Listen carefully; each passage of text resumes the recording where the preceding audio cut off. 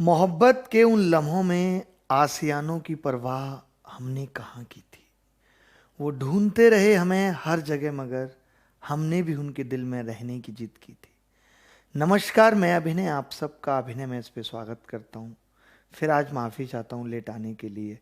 वजह वही, कंटेंट बनाना, पीडीएफ बनाना, शेयर करना, ये नोट्स वो नोट्स, ये सब कुछ करना खुद से वक्त लग ही जाता है। अगर क्वालिटी देनी है तो खुद से करना पड़ता है। कैसे हैं आप सब? उम्मीद करता हूं कि अच्छे होंगे और पढ़ाई भी अच्छी चल रही होगी। ए टू जेड क्वांट बैच में आप सबका स्वागत है, जहां एवरेज खत्म कर चुके हैं। नंबर सिस्टम की 2 क्लास हो चुकी हैं। क्लासिफिकेशन ऑफ नंबर्स की आज लास्ट क्लास है। कल की क्लास सिर्फ प्राइम नंबर्स पे रही, उसमें भी अधूरा रह गया एक चीज कि प्राइम नंबर्स को कैसे पहचाने। स्टार्टिंग के 10 मिनट आज की क्लास को एकदम पार्ट कर देता हूं कि क्या क्या पढ़ाने वाला हूं आज की क्लास में। Third class of number system में third class of number system में क्या क्या पढ़ाने वाला हूँ वो बता देता हूँ एक बार। स्टार्टिंग के 10 मिनट जो डेडिकेट रहेंगे वो रहेंगे 10 मिनट प्राइम नंबर को पहचानने पे कि कैसे पहचानते हैं और उस पर क्या क्या सवाल कभी किसी भी एग्ज़ाम में पूछे गए हैं। उसके बाद परफेक्ट नंबर क्या होता है, उस पर कोई सवाल अगर किसी एग्ज़ाम में पूछा गया है तो वो बताऊंगा। और उसके अलावा अगर बात की है तो परफेक्ट स्क्वायर नंबर पे बहुत ज़्यादा लंबा डिस्कशन हमारा आपका चलने वाला है। ठंड बहुत है, दांती मेरी कांप रही है। ये 3 चीज़ों में आज हम क्लास को बांटेंगे 3 जगह। थर्ड क्लास प्राइम नंबर, मतलब 10 मिनट तक परफेक्ट नंबर। प्राइम नंबर पूरा पढ़ा चुका हूँ, बस ये बताऊंगा कि कैसे पहचानेंगे। तो फटाफट से शुरू करते हैं बिना किसी देरी के।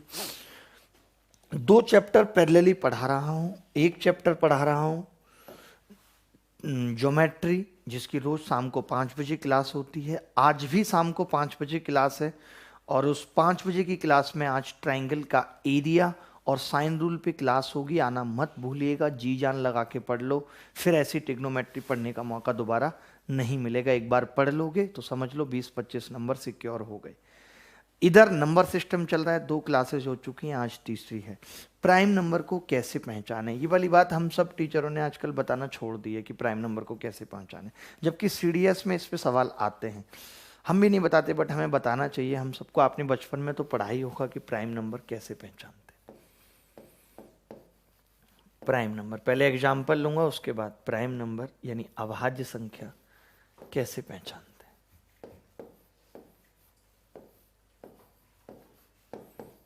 अभाज्य संख्या, ठीक है, कैसे पहचानते हैं। हाउ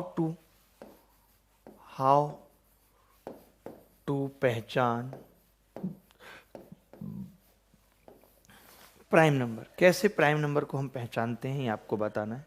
टू इन्फिनिटिव को दर्शाता है, ठीक है। देखिए बड़ी प्यारी सी बात है। थोड़ा सा ठंड भी लग रही है और थोड़ा सुस्त भी हूं, तो थोड़ा सा अगर कम लगे कुछ भी मामला तो बता दीजिएगा, जोश भर देंगे, ठीक है। फिक्र करने की जरूरत नहीं है, बिल्कुल ठीक है दोस्त। 1 घंटे से भी ज़्यादा देर की क्लास रहेगी, 1:15-1:30 तक। परेशान होने की बात नहीं है, जब पूरी बात समझ आ जाएगी तभी जाऊंगा, वैसे नहीं। मैंने बताया कि अगर मुझे कोई ये कह दे कि यार 197 बताओ कि प्राइम नंबर है या नहीं। किसी ने मुझे इतनी सी बात कही कि बेटा अभिनय एक बात बताओ, 197 प्राइम है या नहीं। तो देखिए दिमाग में क्या आता है, 2 से तो नहीं कट रही, 3 से नहीं कट रही, चलो फिर 5 से देख लेते हैं, 9 से देख लिया, 11 से, 13 से, 17 से, 31 से, 41, 43, किस किस से देखता रहूंगा? क्या इसीलिए जन्म हुआ है मेरा कि मैं ये सब चेक करूंगा? नहीं। तो फिर आपको क्या करना है वो मैं बताता हूं क्या करना है।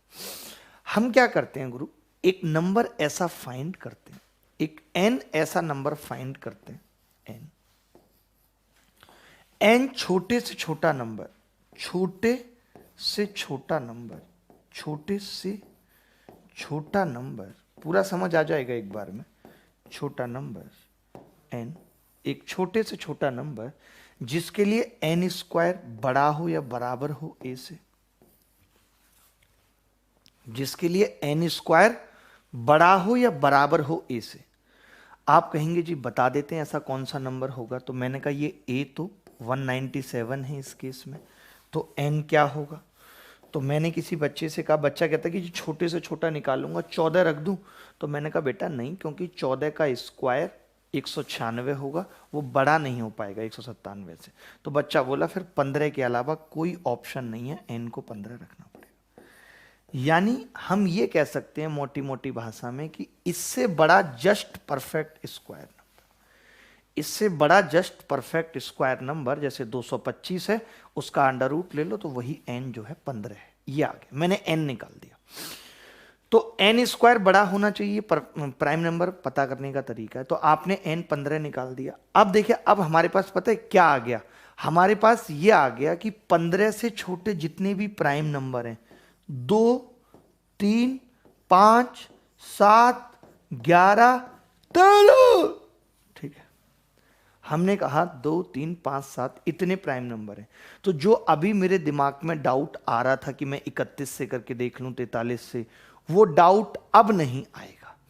अब मुझे सिर्फ क्या करना है कि अगर मैं इन्हीं को पता कर लेता हूं, इन्हीं से भाग करके देख लेता हूं, अगर इनमें से संख्या किसी से नहीं कटी तो वो 100% प्राइम है, फिर मुझे और किसी पे चेक करने की जरूरत नहीं है। तो मैंने क्या बताया, मैंने कहा कि जब 197 को प्राइम पता करना हो तो हम चेक करते हैं 2 से नहीं कटेगी, 3 से इसका सम ऑफ डिजिट 3 से नहीं कट रहा, नहीं कटेगी, 5 से लास्ट में 5 नहीं है, नहीं कटेगी, 7 से 7 दूनी 14, 7 8 56 नहीं कट रही, 11 एकम 11 87, 11 से भी नहीं कट रही, 13 एकम 13 बचेगा 67, 13 पंजे 65 नहीं कट रही। यानी इनमें से किसी से भी नहीं कटी, इसका मतलब ये प्राइम नंबर है। लेकिन जब ये रूल मुझे नहीं पता था तब मेरे दिमाग में क्या आ रहा था, तब मेरे दिमाग में आ रहा था क्या पता 17 से कट जाए, क्या पता 31 से कट जाए, क्या पता 43 से कट जाए। बट जैसे ये बात क्लियर होगी तो मैं समझ जाऊंगा कि ये संख्या अब किसी से भी नहीं कटेगी। इस संख्या की अब हिम्मत नहीं है कि ये किसी से भी कटे। बोलो ये बात क्लियर हुई या नहीं हुई। अब बहुत से लोगों के दिमाग में आ रहा होगा कि क्या प्राइम नंबर जब बड़ा बड़ा आ जाएगा, जैसे 1001 आ गया, 1027 आ गया, उसको कैसे पता करेंगे? तो जब मैं कॉमन फैक्टर पढ़ाऊंगा, अभी आगे की क्लास में जब कॉमन फैक्टर पढ़ाऊंगा तो वहां पर भी बताऊंगा कि प्राइम नंबर कैसे पहचानते हैं। अभी सिर्फ छोटे छोटे प्राइम नंबर की बात हो रही है, उन्हें पहचानने की बात हो रही है। तो आपने क्या समझा कि कोई भी प्राइम नंबर, जैसे इसको प्राइम नंबर चेक करना है तो हम क्या करेंगे कि इसके नजदीक इससे बड़ा जो भी परफेक्ट स्क्वायर नंबर है वो किसका परफेक्ट स्क्वायर है, जैसे 15 का, तो 15 से छोटे जितने भी प्राइम नंबर है उन सब से चेक कर लेंगे। उन सब से इक्वल लगाया हुआ है मैंने, अगर 15 भी प्राइम नंबर होता तो 15 से भी चेक करते। ये बात सबको समझ आई या नहीं आई? आप सोच रहे हो कि यार इस पे भी सवाल आता है, यार ये कैसी बात कर रहे हो, इस पे तो नहीं आया होगा सवाल। मैं आपको दिखाता हूं, CDS के पेपर में इस पे भी सवाल आया। क्या सवाल आया आप देखोगे तो मजा ही आ जाएगा आपको। ये देखो जरा, ये सवाल देखो, CDS के पेपर में कितना लंबा चौड़ा सवाल है, पढ़ लो एक बार। ये कह रहा है to obtain prime numbers less than 121 we are to reject the multiples of 2, 3, 5 and 7. Every composite number less than 121 is divisible by prime number less than 11. इनमें से कौन सा स्टेटमेंट सत्य है? देखो एक बात बताओ, आप बड़े प्यार से समझना दोस्तों, ऐसे मजा नहीं आता, पता है, मजा तो प्यार से ही आता है जी। Very good very good. देखिए ये क्या कह रहा है, टू ऑब्टेन प्राइम नंबर्स, अगर मुझे ये पता करना हो कि कोई भी प्राइम नंबर्स जो 121 से छोटा है, या मैं ये कह सकता हूं कि 121 बड़ा है प्राइम नंबर से, ये वाली बात, ये क्या हो गया, 11 का स्क्वायर बड़ा है a से। अब मुझे पता करना है a प्राइम नंबर है या नहीं, तो 11 से छोटे जितने भी प्राइम हैं 2, 3, 5, 7, मैं उनसे चेक कर लूंगा या नहीं? तो इसमें यही लिखा हुआ है कि जो प्राइम नंबर 121 से छोटे हैं, अगर हम ये रिजेक्ट कर दें कि 2, 3, 5, 7 से नहीं कट रहे, यानी मैंने 2, 3, 5, 7 से कटने वाली संख्या निकाल दी, तो वो सारे के सारे प्राइम आ जाएंगे या नहीं? मल्टीपल रिजेक्ट करने का मतलब क्या है कि मैंने वो संख्याएं निकाल दी जो 2, 3, 5, 7 से कटती थी। तो यही तरीका होगा प्राइम नंबर चेक करने का। इसका मतलब पहला स्टेटमेंट करेक्ट। यही तो हमसे पूछा था भाई। अगर मुझे कोई पूछे यार 101 बताओ, तो मैं देखूंगा 101 यार से बड़ा कौन सा है, तो आप कहोगे 11 का स्क्वायर। तो 11 से छोटे जितने भी प्राइम नंबर हैं 2, 3, 5, 7, वो हम चेक कर लेंगे। अब सेकंड की बात आती है। Every composite less than is divisible by prime number less than 11। ये बात सही है कि जितने भी नंबर जो प्राइम नहीं है यानी कंपोजिट है, उन सबको 11 से डिविजिबल होना पड़ेगा। 11 से छोटे जितने भी प्राइम नंबर हैं उनसे डिविजिबल होना पड़ेगा। बोलो भाई बात क्लियर है या नहीं? ये बात सत्य है या नहीं? Every composite number less than 121 is divisible by prime number less than 11। एक की बात मत करना, क्योंकि एक तो ना प्राइम में आ रहा है ना कंपोजिट में आ रहा है, तो एक की बात हम नहीं करेंगे। यानी जो भी नंबर 121 से छोटे बच के जो प्राइम नहीं है, वो गारंटी है कि वो 2, 3, 7, 5 से कट रहे होंगे, हर हाल में कट रहे होंगे। यानी स्टेटमेंट बोथ करेक्ट। बोलो भाई बात आ रही है नहीं आ रही समझ? बोल दो ना जरा, बोलो भाई क्लियर है सबको? होना ही चाहिए क्लियर, होना ही चाहिए। इससे ज्यादा और कुछ नहीं हो सकता। यह सवाल मतलब आया मैं देख के हैरान था। इसका मतलब कि कल को एसएससी भी ऐसे सवाल पूछ लेगी जहां पे ये रूल लग रहा है। अब आप क्या समझ पाए?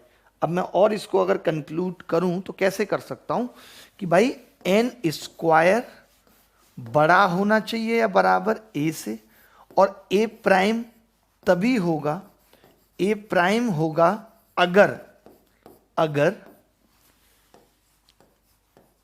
अगर वह n से छोटे प्राइम नंबर से नहीं कट रहा। सीधी सीधी बात है, नहीं कट रहा।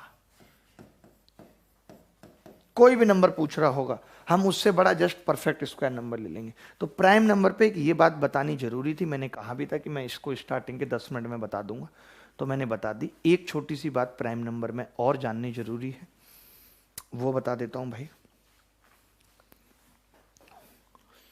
प्राइम नंबर में मैं वो बताना चाहता हूं कि कोई भी प्राइम नंबर अगर 5 से बड़ा है या 3 से भी बड़ा है तो 6m + 1 - m के फॉर्म में होगा। ये बात सत्य है या नहीं? ये सत्य है। ये मैं एक और स्टेटमेंट लिखाना चाहता हूं, बहुत बड़ा स्टेटमेंट। हाँ क्वेश्चन सब सेट करके लाया हूं, मेहनत लगती है इसमें ही। हाँ हाँ बहुत सेट किए थे आपने क्वेश्चन। अगली स्टेटमेंट बहुत जरूरी स्टेटमेंट।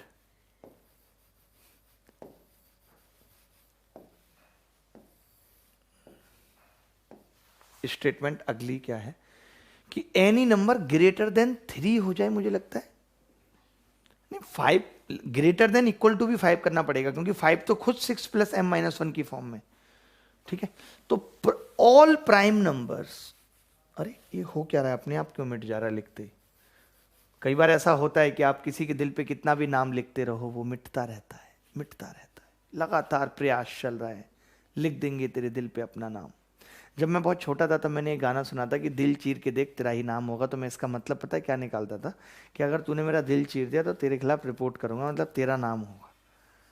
ये मैं इसका मतलब निकालता था, क्योंकि हमारे घर में बचपन से ही गाने चला करते थे। पापा के पास टेप था तो ये गाना बहुत बजता था, दिल चीर के देख तेरा ही। एक वो था हमारी मम्मी का फेवरेट गाना बताता हूँ। शीशे की उम्र क्या लिखी, आखिर भी साथ क्या, टूटा जो दिल किसी का, हैरत की बात क्या।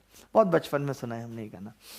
तो स्टेटमेंट क्या था कि all prime numbers greater than equals to 5 must be in the form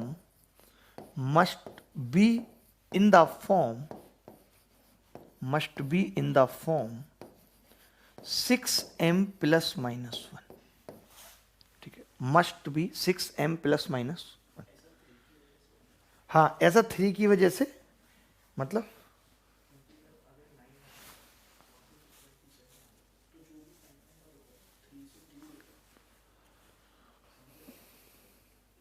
ठीक है, आप देख भी सकते हैं, मतलब चेक भी कर सकते हैं। जैसे 5 खुद ही किसका फॉर्म है, 5 की अगर मैं बात करूं तो 6 - 1 की फॉर्म है। अगर मैं इसके बाद 7 की बात करूं तो 6 + 1 की फॉर्म है। अगर मैं 11 की बात करूं तो 6 × 2 - 1 की फॉर्म है।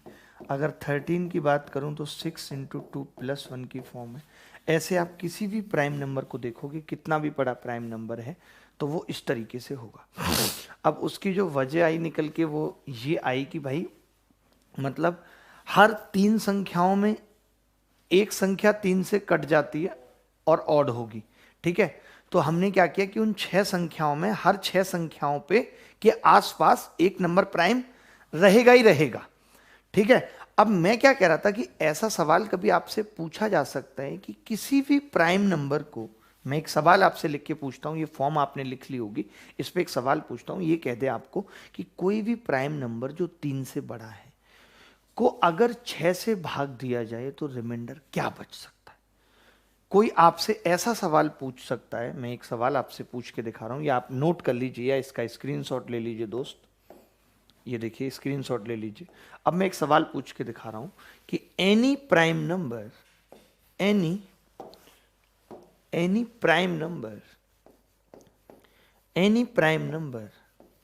Greater than 3 is divided by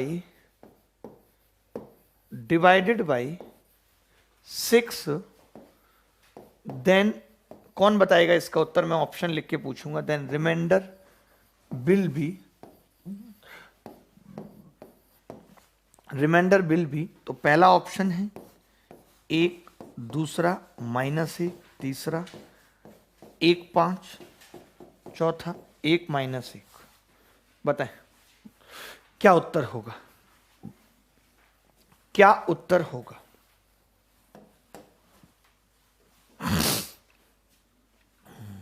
बोलो भाई। देखिए अब आप समझ गए इस बात को। मैं आपके कमेंट देख लेता हूं यार। मेरे महबूब जी बिल्कुल।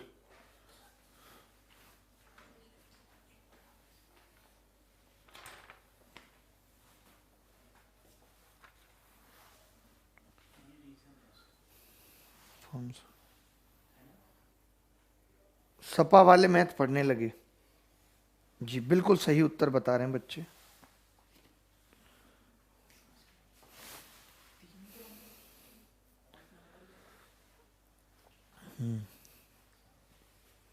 समझ गया।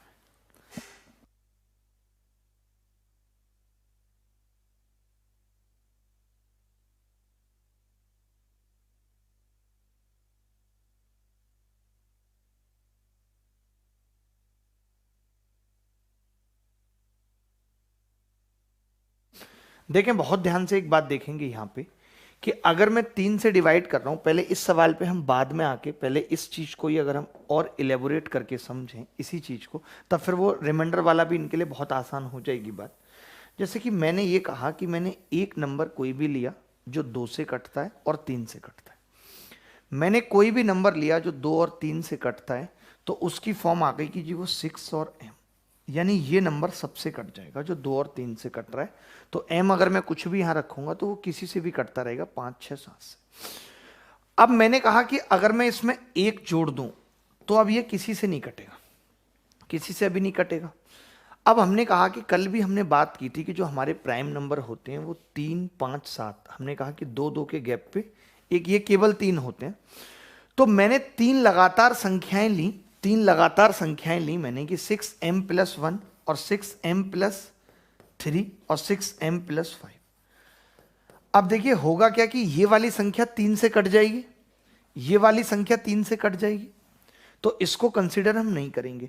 यानी कि अगर प्राइम नंबर बनने की पॉसिबिलिटी, जरूरी नहीं है कि हो ही हो, ये जरूरी नहीं है, बट अगर बनने की पॉसिबिलिटी है तो या तो ये संख्या बनेगी या फिर ये संख्या बनेगी। अब इसी संख्या को हम क्या लिख लेते हैं, 6m + 6 - 1 लिख लिया, तो ये फिर पूरा 6 का मल्टीपल हो गया, फिर मैंने इसको 6m - 1 लिख दिया। तो इसीलिए हम ये कहते हैं कि जो भी प्राइम नंबर होगा ये पॉसिबल हो नहीं सकता क्योंकि 3 से कट गया, वो या तो 6m+1 की फॉर्म होगी या -1 की फॉर्म होगी। अब आप जो मैंने आपसे सवाल पूछा है तो मैंने कहा कि अगर मैं 6 से भाग करूं तो या तो 1 रिमाइंडर बचेगा या 5 बचेगा। यही सवाल का उत्तर था, 1 या 5। अब जैसे जो इस बात को नहीं समझ रहे थे तो उनको पता था कि यार 6m + -1 है, यानी एक 6m+1 है, एक -1 है। तो इसको भाग करूंगा 6 से, 1 रिमाइंडर आ जाएगा। इसको करूंगा -1 आएगा, बट माइनस में रिमाइंडर का कोई अस्तित्व नहीं होता। जब माइनस आ जाए तो जिससे भाग कर रहे हैं उसे जोड़ देते हैं, 5 आ जाएगा। बट आपको मैंने दोनों तरीके से समझा दी कि वो प्राइम नंबर हुए कैसे 6m + -1 की फॉर्म में, वो आए कैसे 6m + -1 की फॉर्म में, वो वजह थी, वो समझा दी। क्लियर है? ऐसा सवाल देख लीजिए। एक सवाल और है हमारे पास साइड से ऐसा। हाँ जी, बिल्कुल समझ आ रही है बात। Very good, very good. आगे बढ़ते हैं, आगे बढ़ते हैं।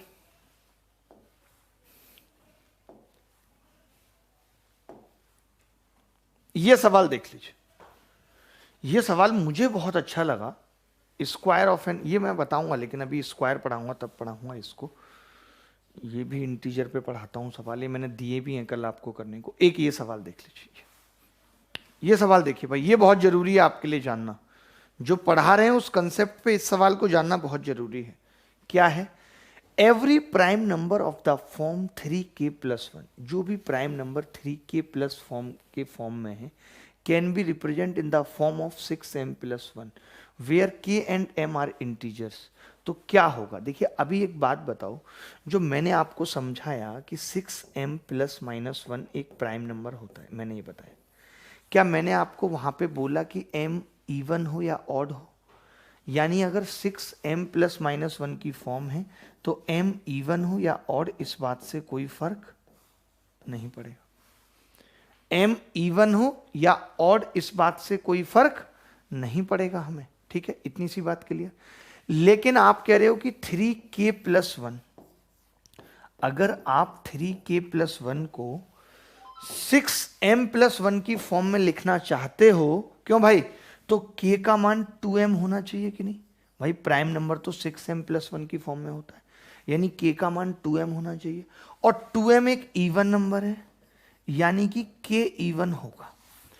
इसके लिए सिर्फ एक ही बात जरूरी है कि k इवन हो। अगर आप चाहते हो कि जो 6m+1 है उसको आप 3k+1 लिखना चाहते हो तो फिर k को इवन होना पड़ेगा, क्योंकि आपने 6 को क्या लिख दिया है? 3 × 2m+1। बहुत क्लासिकल सवाल इनको कहते हैं, ये अच्छों को भी समझ में नहीं आते।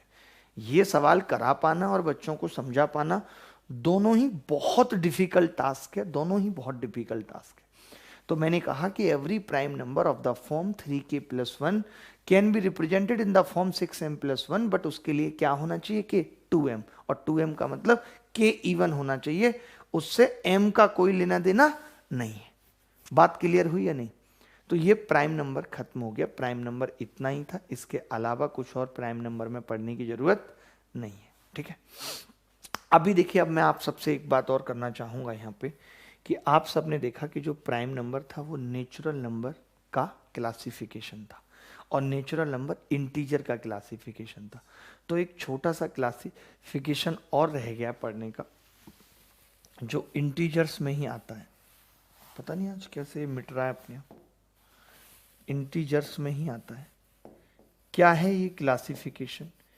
इंटीजर्स मतलब पूर्णांक। पूर्णांक क्या होते हैं बता भी चुका हूं आपको कि बेटा -∞ से लेकर के -4, -3, -1, 0, 1, 2, 3, 4 ऐसे होते हैं। ये पूर्णांक होते हैं इंटीजर्स के, ठीक है? ये पूर्णांक होता है।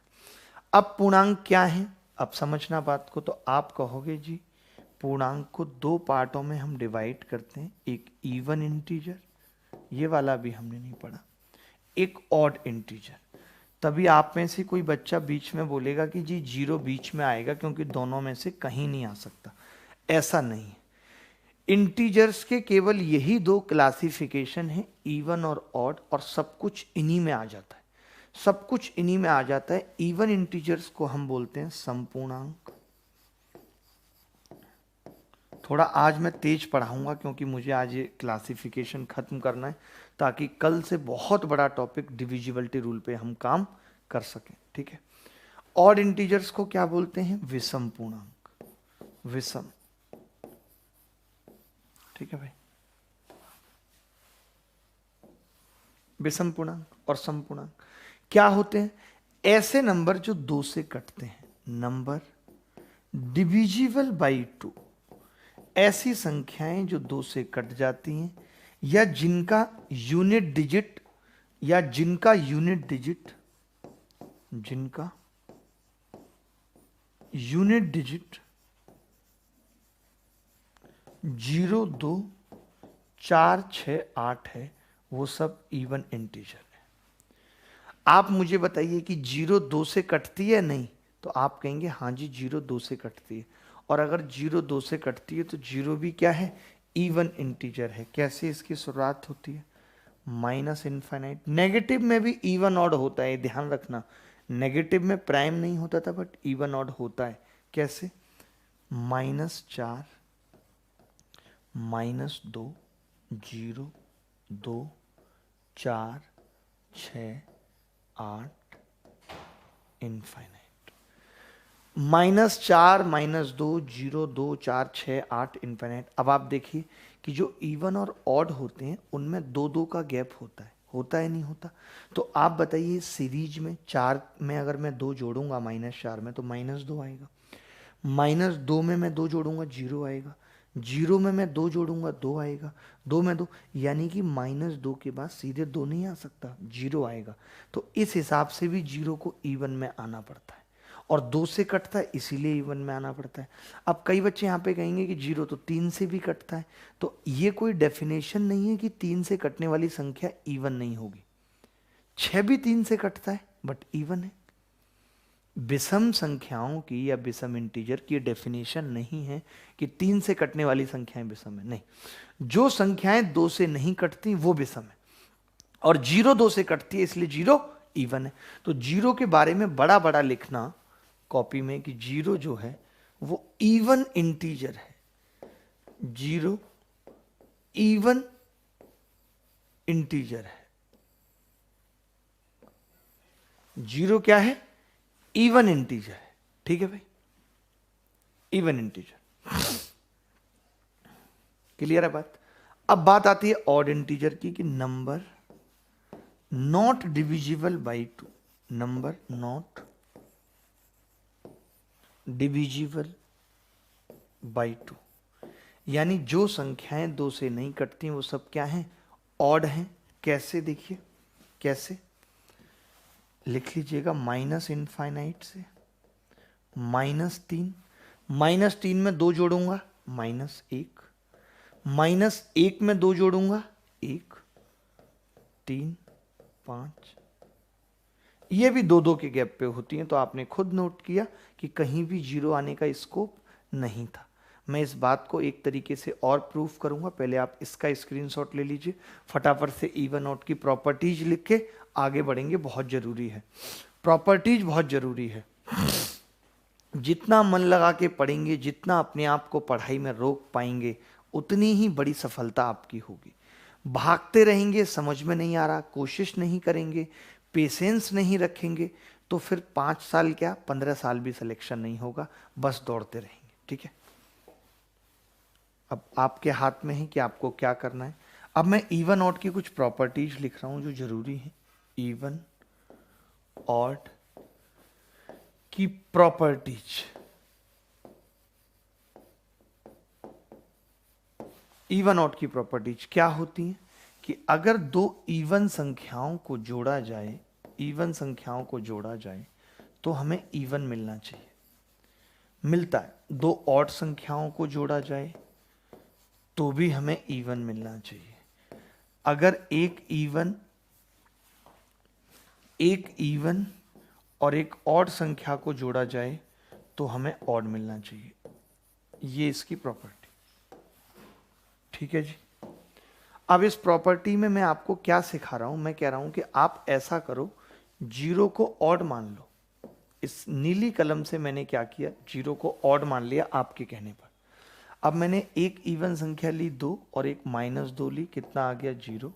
जीरो मैंने ऑड मानी है, आना क्या चाहिए था इवन, यानी पहली प्रॉपर्टी गलत हो गई। अभी तो आप प्रॉपर्टी को सही बता रहे थे, जब मैंने जीरो को ऑड लिया तो प्रॉपर्टी गलत हो गई। अगर मैं जीरो में 3 जोड़ूं तो 3 आएगा, आना इवन चाहिए था, आ ऑड गया, यानी ये प्रॉपर्टी भी गलत है। अगर मैंने जीरो को ऑड लिया है और यहाँ पे 2 लिखा और बराबर 2, तो इवन आना चाहिए, ऑड आना चाहिए, आया इवन है, ये भी गलत हो गई। यानी जब हम जीरो को ऑड लेते हैं तो ये तीनों प्रॉपर्टी गलत। मैं इस पे इतना फोकस इसलिए कर रहा हूँ क्योंकि बहुत किताबों में भी लिखा है कि zero is neither even neither odd. ये बहुत ही गलत बात है, बहुत अच्छी अच्छी किताबों में लिखा है। हमारे टाइम पे तो आर एस अग्रवाल में भी लिखा था, अब शायद उन्होंने बदल दिया हो तो अलग बात है। तो वो गलत चीज़ है कि हमें सही बातें पता होनी चाहिए। अगर मैं जीरो को इवन मान लूँ, अब आप देखिए इवन मान लिया तो जीरो में 2 जोड़ूंगा, कितना आएगा 2, और इवन आना चाहिए था, ये प्रॉपर्टी सही हो गई। मैंने 3 और -3 लिया, जीरो आ गया, जीरो इवन है, इवन ही आना चाहिए था, ये भी सही हो गई। मैंने जीरो में 3 जोड़ा, ऑड आ गया, ऑड ही आना चाहिए था, ये प्रॉपर्टी भी सही हो गई। यानी कि जीरो को ऑड मानने पे सारी प्रॉपर्टी गलत आ रही थी, इवन मानने पे सब सही आ रही हैं। तो मैं ये कह सकता हूँ कि जीरो वास्तव में ही ये बात सत्य है कि एक इवन इंटीजर है, यानी सम पूर्णांक है।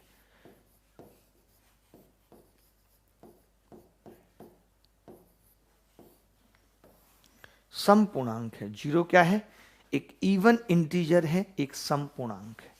ठीक है, अगर आप ये भी छोटी मोटी प्रॉपर्टी लिख लीजिए लाल कलम से कि अगर आप एक इवन संख्या को इवन से गुणा करेंगे तो भी इवन मिलेगा, इवन को ऑड से करेंगे तो भी इवन मिलेगा, और ऑड को ऑड से करेंगे तो ऑड मिलेगा। मल्टीप्लाई वाली प्रॉपर्टी भी याद रख सकते हैं। इवन को इवन से तो इवन, कई बार बच्चे बहुत बेसिक होते हैं, नहीं पता होता, इवन को ऑड से तो इवन, ऑड को ऑड से तो ऑड मिलेगा। इज इट करेक्ट भाई? कोई डाउट है तो बताइए कि हाँ समझ नहीं आया, बट मैं समझता हूं कि समझ जरूर आया होगा, इतनी सी बात मैंने बताई। अब अगला पॉइंट, एक बहुत छोटा सा पॉइंट मैं समझाने जा रहा हूं, जो कि बहुत जरूरी है जानना आपको बहुत अच्छे तरीके से। आगे बढ़ें अगर इजाजत है तो। एक बार मैं कमेंट पढ़ रहा हूं, आप लिख दो, आगे बढ़ें इजाजत है। सब बच्चे वीडियो को लाइक कर देंगे, सबके सब A to Z जितने भी बच्चे लाइव हैं 1 सेकंड के अंदर लाइक का बटन दबाएंगे, क्योंकि मुझे लग रहा है कि मैं बहुत एफर्ट लगा रहा हूं। सर एक रोस्ट चैनल ओपन कर दो, आप अच्छा रोस्ट करते हो, ये मुझे भी ऐसा लग रहा है। Thank you Sunil.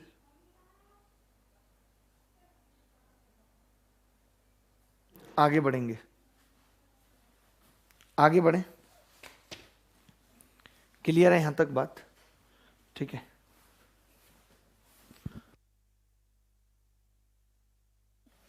देखें आगे बढ़ते हैं। आगे मैंने क्या कहा कि अब बात करेंगे परफेक्ट स्क्वायर नंबर की, परफेक्ट नंबर की, कि परफेक्ट नंबर क्या है। हेडिंग लगा लीजिए, परफेक्ट नंबर। परफेक्ट नंबर को हिंदी में क्या कहते हैं? पूर्ण संख्या। ऐसी कौन सी संख्या है जो पूर्ण हो चुकी है?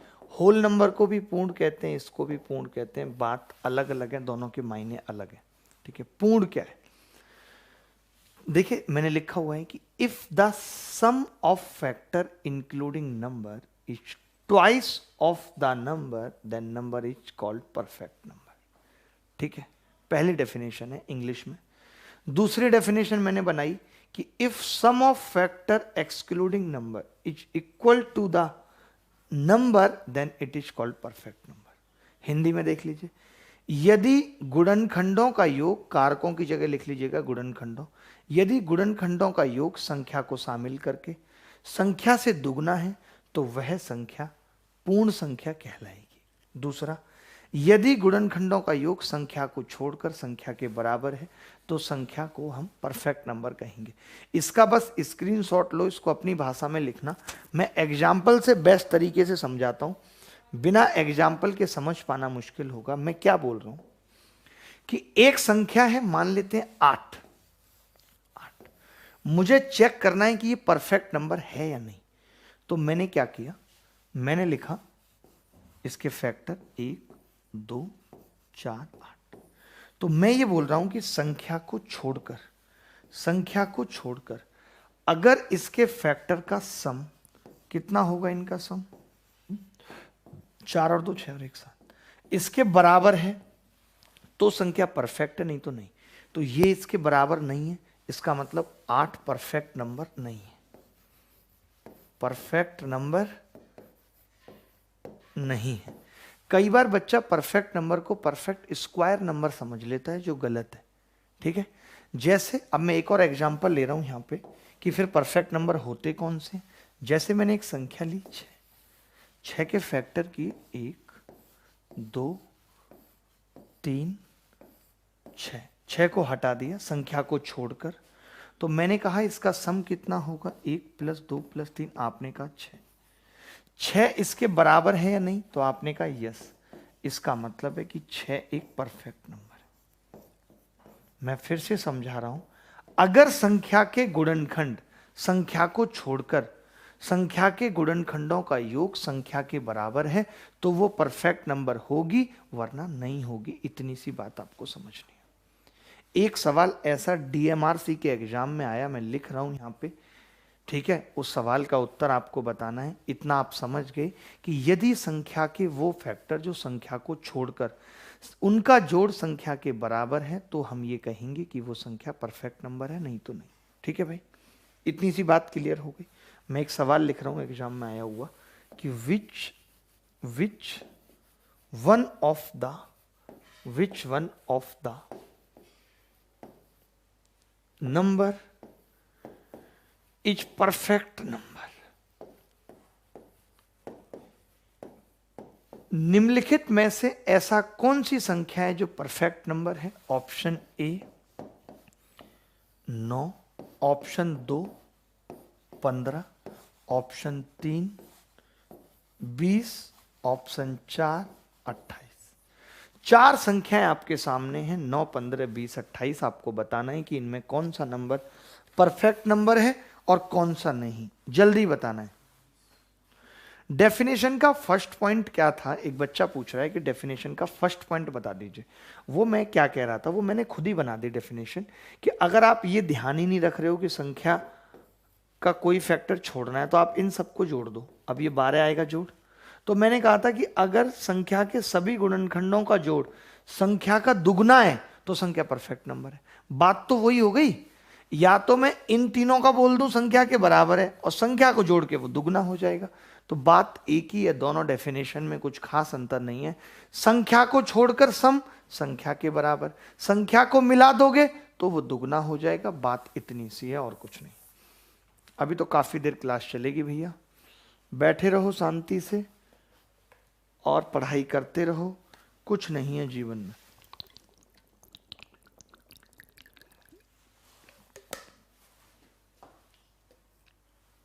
ठीक है,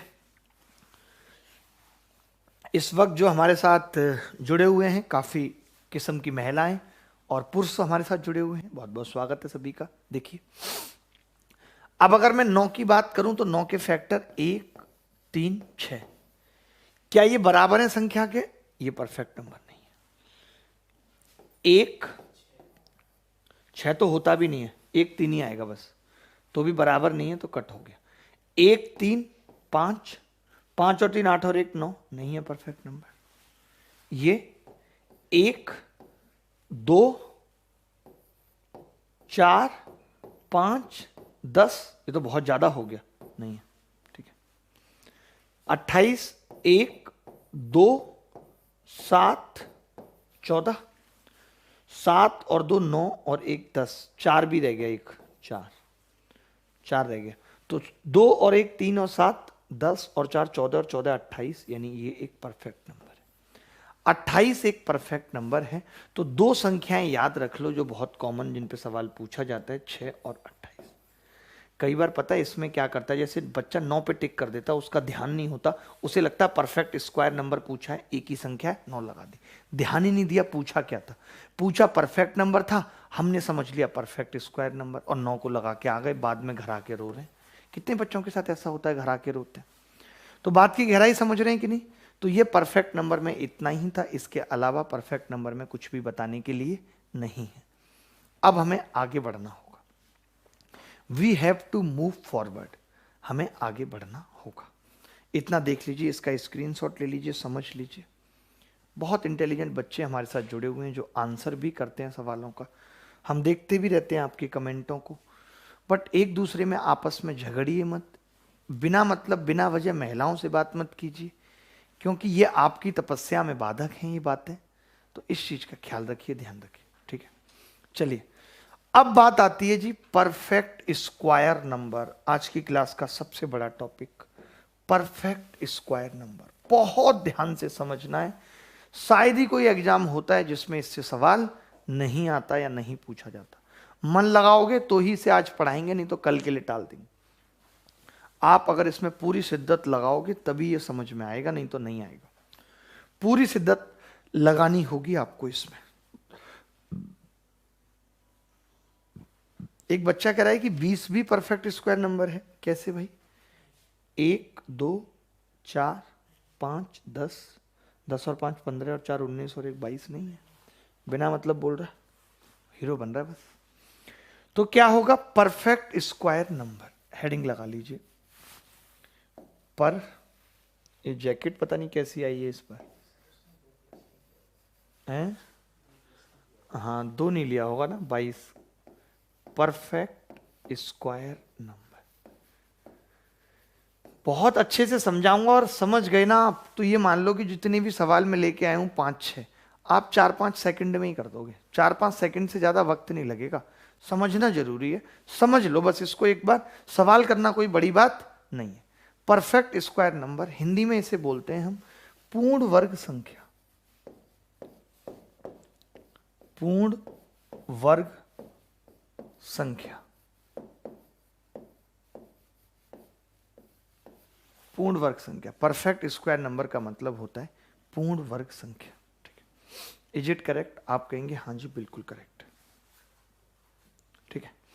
क्या होती है एग्जाम्पल से जैसे समझाऊं तो आप कहेंगे एक परफेक्ट स्क्वायर नंबर है 1 4 9, 1 4 9 और 16 25 36, 36 के बाद 49, 49 के बाद 64, 64 के बाद 81, 81 के बाद 100। ये सब क्या है? परफेक्ट स्क्वायर नंबर है, ठीक है। काफी मैं इनको एक चीज यहां पे समझाना चाहूंगा ना, परफेक्ट स्क्वायर नंबर ये तो बहुत छोटी छोटी सी परफेक्ट स्क्वायर नंबर है। इससे बड़ी बड़ी भी परफेक्ट स्क्वायर नंबर होती हैं, बहुत बड़ी बड़ी भी होती हैं। बट उन बड़ी बड़ी को कैसे पहचानेंगे तो कुछ मैं बातें बताऊंगा, ठीक है। देखिए और भी आगे मैं थोड़ा लिखना चाहूँ तो लिख सकता हूँ। 100 के बाद 121, 121 के बाद 144, 144 के बाद 169, 169 के बाद 196, 196 के बाद 225, 225 256, उसके बाद 289, 324, 361, 400, 441, 484, 529, 576, 24 तक के बाद 25 के बाद 625, 676, 729, 729 के बाद दोस्त 27 का हो गया 784, 841, ऐसे बस इतना। अब जरूरत नहीं है 941 नहीं 841, हाँ बस अब नहीं, मतलब इतने से काम चल जाएगा, ठीक है। इतने से काम चल जाएगा। मैं क्या बताना चाहता हूँ, कितनी बड़ी बड़ी और अच्छी बातें मैं बताना चाहता हूँ जो आपको समझनी है, और समझनी पड़ेगी जी, कोई चारा भी नहीं। पहली बात लिख रहा हूं, अगर पहली बात समझ गए ना तो समझ लीजिए कि जिंदगी झंड से बेहतर हो जाएगी। पहली बात, मुझे एक बात बताइए छोटी सी, कि अगर मैं इसको 9 से भाग करूं तो रिमाइंडर क्या आएगा? 1 डिवाइड बाई 9 कर रहा हूं भाई, 1 आएगा। इसको करूंगा 4, इसको करूंगा 0, 0 आएगा, इसको करूंगा 7, इसको करूंगा 7, इसको करूंगा 0, इसको करूंगा 4, इसको करूंगा 1, इसको करूंगा 0, इसको करूंगा 1। देख पा रहे हो आप? 1 इसको करूंगा गुरु 4 आएगा, इसको 0, इसको करूंगा 7। आप देख पा रहे हो रिमाइंडर में कुछ कि मैं किसी भी परफेक्ट स्क्वायर नंबर को अगर 9 से भाग करता हूं तो रिमाइंडर 1 4 0 7 के अलावा कुछ नहीं आ रहा। बोलो आ रहा है क्या? नहीं आ रहा। ये बात अगर आपने दिमाग रख ली तो आप डायरेक्ट पहचानना सीख जाएंगे, कोई आपको रोक नहीं पाएगा। मैंने क्या कहा कि अगर आप किसी भी perfect square number, if any perfect square number, if any perfect square number is divided by 9, then leaves remainder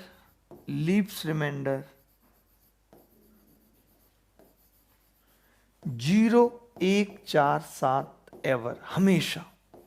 इसके अलावा कोई रिमाइंडर बचेगा ही नहीं। यानी हमें एक बात ये पता लग गई कि अगर मुझे कोई ये कह दे निम्नलिखित में से, ऐसे बोल दे निम्नलिखित में से वो संख्या बताओ जो परफेक्ट स्क्वायर नंबर है, तो मैं अगर नहीं पता कर पा रहा हूँ तो मेरे पास एक चारा होगा कि 9 से भाग करने पे रिमाइंडर देख लूँ। और 9 से भाग करने पे रिमाइंडर में कुछ होता तो है नहीं, सम ऑफ डिजिट को चेक कर लेते हैं। कल पढ़ाऊंगा डिविजिबिलिटी रूल, तब बताऊंगा। यानी 1 0 1 4 7। पहली बात हमने परफेक्ट स्क्वायर नंबर की प्रॉपर्टीज में लिखी, ये इनकी P1 प्रॉपर्टी है कि दुनिया का कोई भी परफेक्ट स्क्वायर नंबर है उसको 9 से अगर आप भाग करेंगे तो रिमाइंडर 0 1 4 7 बचता है। इसको अपनी कॉपी में गोल्डन शब्दों से लिख दीजिए। बहुत काम की बात है, सवाल दिखाऊंगा कैसे कैसे आते हैं पेपर में, फिर आपको पता चलेगा कि कहानी क्या है। ठीक है, क्लियर है बात? इतनी सी बात समझ के दूसरी बात, अच्छा आप इनके अंतिम अंक देखिए। 1 आ रहा है 4 9 6 5 6 9 4 1 0 1 4 9 6 5 6 9 4। आपने देखा कि कहीं 8 आ रहा है? नहीं, आ ही नहीं सकता। किसी का भी स्क्वायर करने पे 8 नहीं आ सकता लास्ट में। 7 आ रहा है? 7 भी नहीं आ रहा है, आ ही नहीं सकता। आपने देखा 2 आ रहा है? 2 भी नहीं आ सकता। 3 आ रहा है? 3 भी नहीं आ सकता। तो दूसरी प्रॉपर्टी क्या है, मैं अगले पेज पे जाऊंगा, इसका स्क्रीनशॉट ले लीजिए, इसका स्क्रीनशॉट ले लीजिए।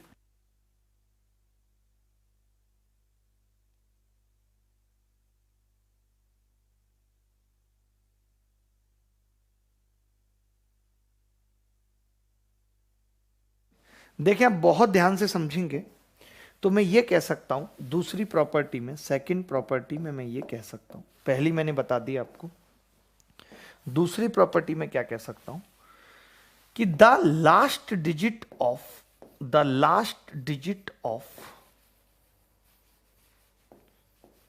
Any perfect square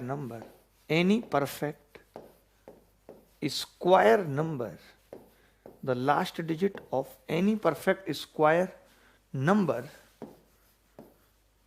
can never be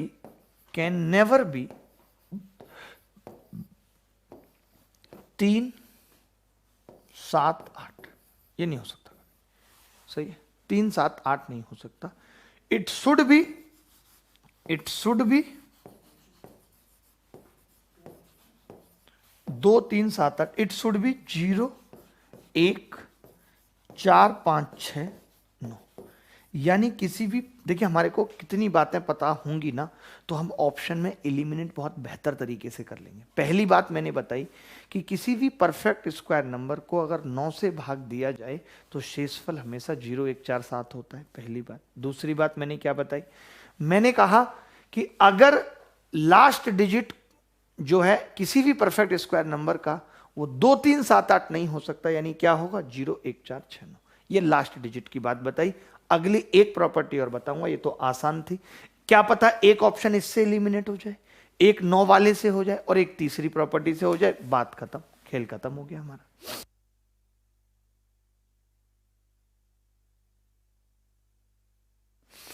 energy डालनी पड़ती, एफर्ट का खेल है सब कुछ, एफर्ट का।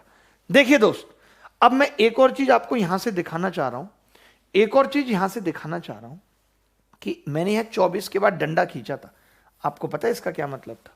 मैं इसके बाद ये बताना चाहता था कि जैसे इसके लास्ट 2 डिजिट क्या है, 25, तो आप कहेंगे 25 तो यहां पे भी था या नहीं? इसका लास्ट 2 डिजिट क्या है, 76, यहां पे भी था या नहीं? मैंने कहा 29, तो आपने कहा जी 29 ये रहा, यहां पे था, ये बात थी। मैंने कहा जी 84, तो आप कहेंगे जी 84 ये रहा, यहां पे था। फिर मैंने कहा जी 41, तो आपने कहा जी ये भी था। यानी मैं ये देख रहा हूं कि 24 के बाद जितने भी परफेक्ट स्क्वायर नंबर आ रहे हैं, 24 के बाद जितने भी परफेक्ट स्क्वायर नंबर आ रहे हैं, चाहे तो और लिख लो, 31 का 961 तो आ चुका है, ये रहा 61, उनका लास्ट 2 डिजिट वही है जो 1 से लेकर के 24 तक था। ये बहुत कमाल की प्रॉपर्टी है जो आपकी जिंदगी को जन्नत बना देगी। It will make the life your जहन्नुम, का अपोजिट होता है जन्नत। समझ रहे बात को? समझनी पड़ेगी बात। मैं क्या कहना चाहता हूं, अगली क्या प्रॉपर्टी पे मैं प्रकाश डालना चाहता हूं, प्रॉपर्टी नंबर 3 P3 क्या होती है कि last 2 digit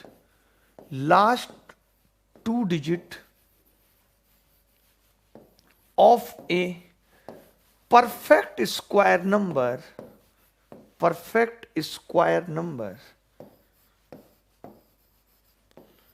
must be same as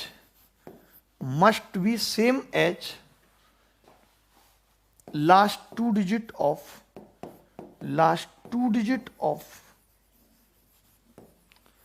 square of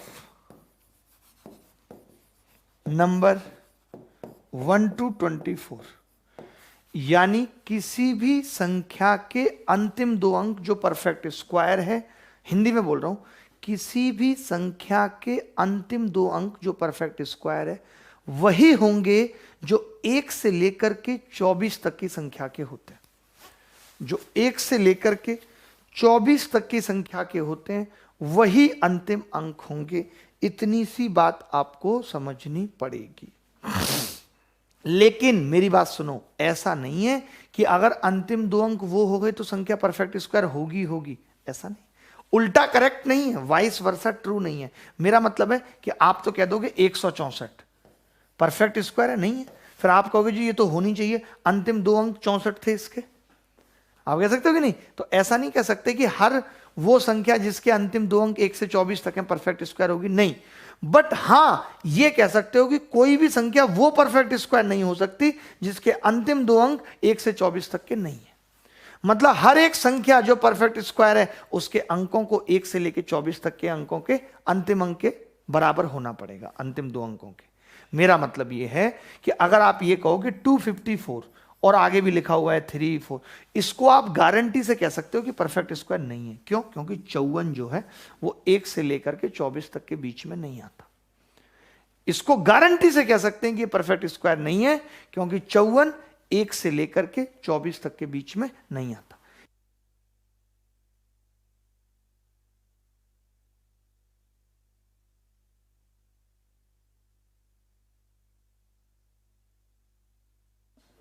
बिल्कुल हाँ, 276 अगर यहां पे होता, मान लेते हैं 43276 होता, तो मैं ये कह सकता था कि ये परफेक्ट स्क्वायर हो भी सकती है और नहीं भी। अब इसके चांस हैं, बट यहां पे बिल्कुल चांस नहीं थे।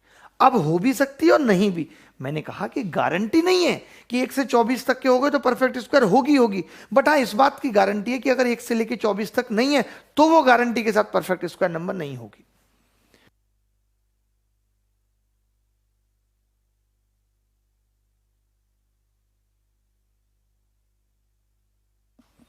आगे बढ़े, इजाजत है दोस्तों। मैं अब सवाल पूछता हूं कुछ आपसे परफेक्ट स्क्वायर पे। मैंने 3 बातें बताई, मैं फिर रिवाइज करा रहा हूं कि परफेक्ट स्क्वायर नंबर के बारे में 3 बातें कौन सी हैं। एक तो ये कि अगर आप 9 से भाग करते हो तो रिमाइंडर 0 1 4 7 आएगा। दूसरी बात, कभी भी परफेक्ट स्क्वायर नंबर के लास्ट में 2 3 7 8 नहीं रहेगा। तीसरी बात, परफेक्ट स्क्वायर नंबर के लास्ट में वही 2 अंक होंगे जो 1 से लेकर के 24 तक के में होते हैं, अदरवाइज संख्या परफेक्ट स्क्वायर नंबर नहीं हो पाएगी। ठीक है, इतनी बात समझ गए। ये देखिए, सवाल छोटा कर देता हूं।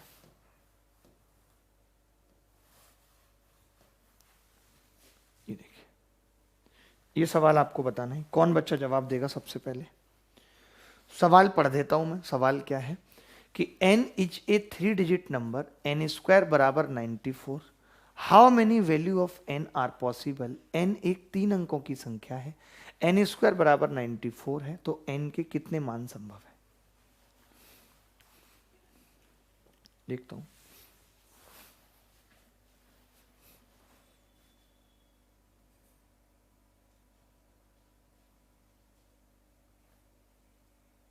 आपको मैं ये सवाल दिखाऊंगा, आप देखना। अभी सीपीयू में ये सवाल आया हुआ है, सीपीयू में ये सवाल दिखाऊंगा अभी आपको, तब आप कहेंगे, चौंक जाएंगे आप देख के कि यार वाकई में बताइए इस पे भी डायरेक्ट सवाल आते हैं क्या पेपर में, ये आपको लगेगा। तो देखिए दोस्त, मैंने कहा कि लास्ट में 94 आ रहा है और 1 से लेकर के 24 तक की किसी भी संख्या में भाई 94 आता है, नहीं आता। 1 से लेकर के 24 तक के स्क्वायर में 94 आता है।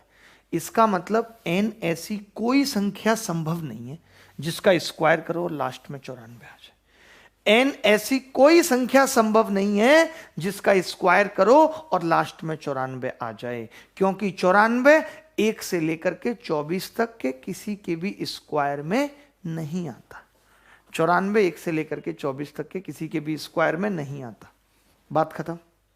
अगला पॉइंट, यह सवाल बहुत महत्वपूर्ण है बेटा। जो इसका उत्तर बताएगा वो ही तर जाएगा। देखिए, मैं कई बार बातें हंसी मजाक नहीं कर पाता, उसकी वजह है कि जितना सोच के आते हैं फिर वो खत्म नहीं हो पाता। आज कम से कम खुशी है कि जितना सोच के आए थे उतना कर पा रहे। सवाल यह है, the 10th place digit of a perfect square number is 7।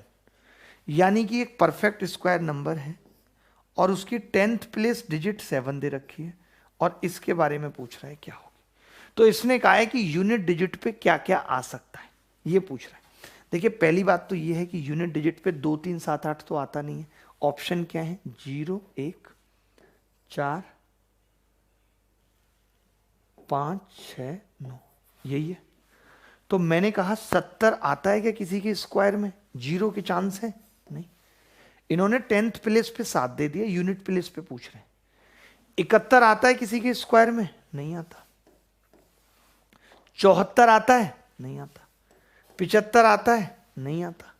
76 आता है, आप कहेंगे जी आता है, 24 के में ही आता है 76, तो 6 हो सकता है। 79 आता है, नहीं आता। यानी अगर यहां 7 है तो यूनिट प्लेस पे केवल और केवल एक वैल्यू आ सकती है और वो है 6। इन्होंने यही पूछा था कितने वैल्यू इकाई के अंक के संभव हैं, तो एक वैल्यू संभव है और वो क्या है, 6। ठीक है भाई, किसी को कोई डाउट है तो मुझे बता दो कि हाँ जी मुझे ये डाउट है इसमें। मुझे नहीं लगता डाउट रहेगा किसी को। आगे बढ़ जाएं जी, अब आगे बढ़ जाएं। ये लो, ये सवाल देख लीजिए।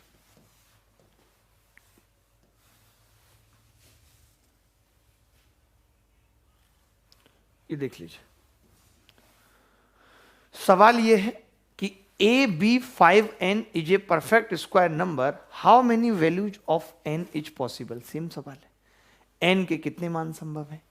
5 दे रखा है। मैंने कहा भाई अगर 5 है यहां तो 50 नहीं हो सकता, 0 आएगा नहीं, 51 आएगा नहीं, 54 आएगा नहीं, 55 आएगा नहीं, 56 आएगा, आ सकता है 16 का स्क्वायर होता है 256, और इसके अलावा 9 59 नहीं आएगा।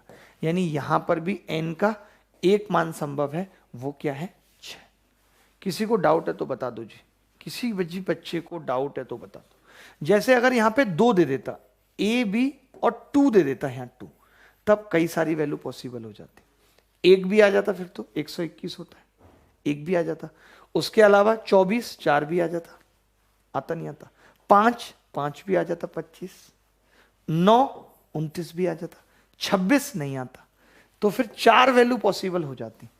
अगर a b 2 n दे देता तो n के 4 मान संभव हो जाते 1 4 5 9। मैं इसलिए बता रहा हूं कि बच्चे को लग रहा हो यहां पे तो हमेशा एक ही वैल्यू आएगी, ऐसा नहीं, कितनी भी आ सकती हैं, कोई बड़ी बात नहीं है उसमें, कितनी भी आ सकती हैं, कोई बड़ी बात नहीं है। बोलो बात आ रही है नहीं आ रही समझ? Anybody else?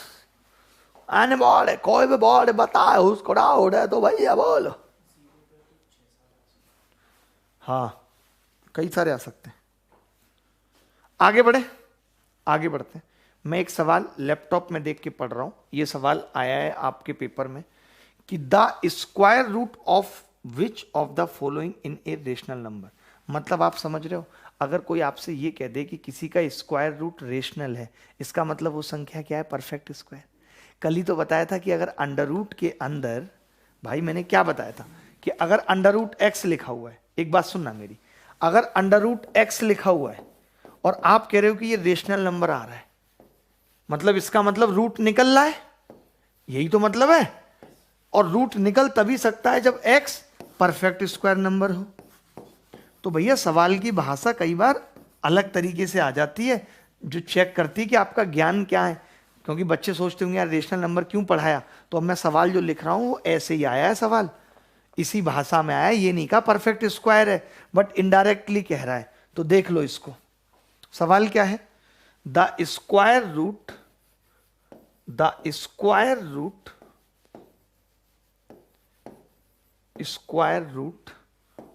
ऑफ विच, अरे ना, ऑफ द फॉलोइंग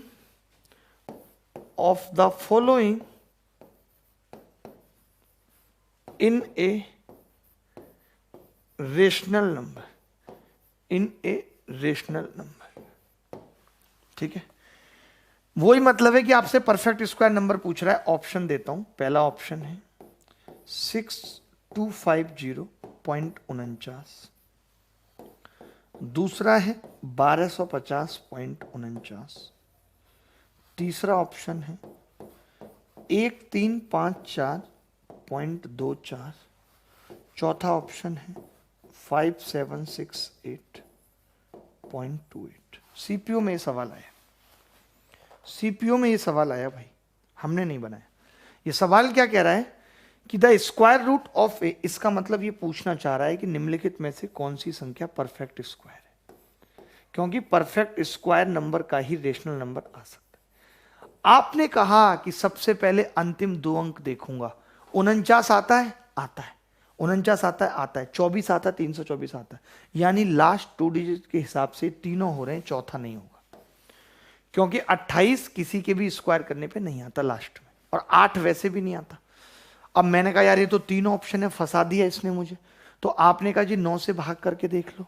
मैंने 9 से भाग करा, पहले में कितना आएगा, तो आपको पता है 9 से भाग करने पे सम ऑफ डिजिट देखते हैं, 6 और 2 8 और 5 13, और 9 तो कट ही जाएगा, 13 और 4 17, 17 को 9 से भाग करूंगा 8, और मैंने कहा परफेक्ट स्क्वायर नंबर में सिर्फ 0 1 4 7 बचना चाहिए, यानी पहला नहीं है क्योंकि 8 बच गया।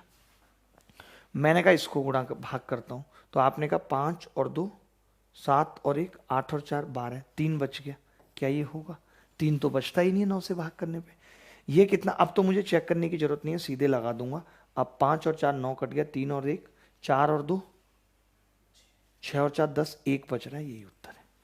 तो सोचो, यही बात मैंने बताई कि भैया परफेक्ट स्क्वायर नंबर चेक करना है तो अब लास्ट 2 डिजिट से काम नहीं चलेगा। क्यों? क्योंकि एसएससी होशियार हो गई है। पहले तो हम 1 से 24 तक वाली बात बता देते थे, अब यह भी याद रखना पड़ेगा कि किसी भी परफेक्ट स्क्वायर नंबर को अगर 9 से भाग किया जाए तो 0 1 4 7 9 बचता है, 0 1 4 7 9 बचता है।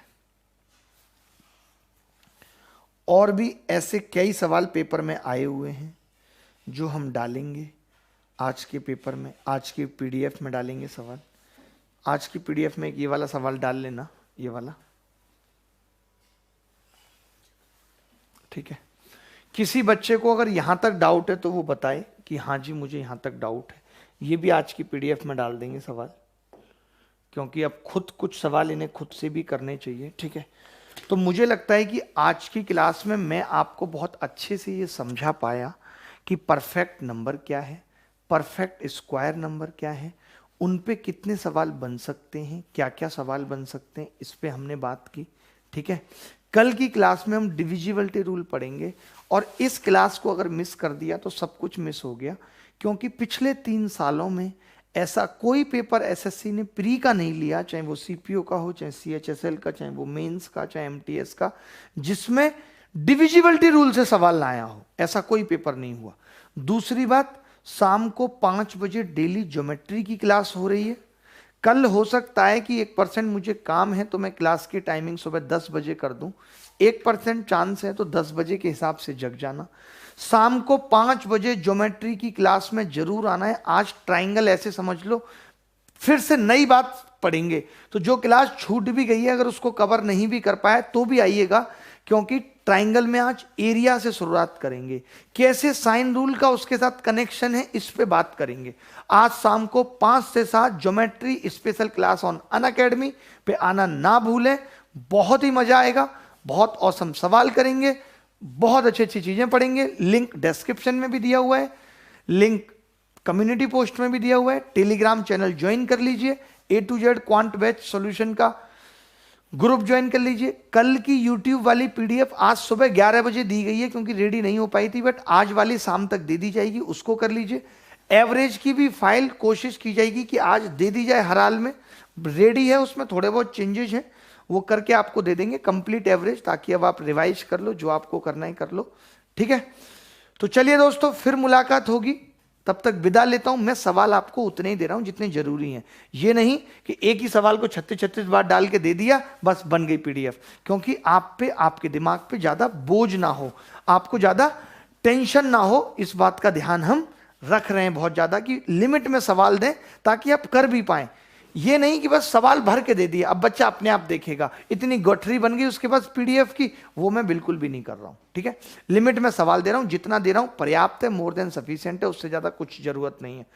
वीडियो को जिस तरीके से प्यार दे रहे हैं देते रहिए, लोगों तक भी पहुंचाते रहिए, और अनअकैडमी स्पेशल क्लास वाले लिंक्स को भी लोगों तक शेयर करते रहिए, ताकि ज्योमेट्री उनकी भी हो जाए। सोचो, मैं अपनी जिंदगी के 40 घंटे दे रहा हूं ज्योमेट्री में, और उसका मैक्सिमम लोगों तक फायदा पहुंचेगा तो मुझे भी अच्छा लगेगा। ठीक है, थैंक यू वेरी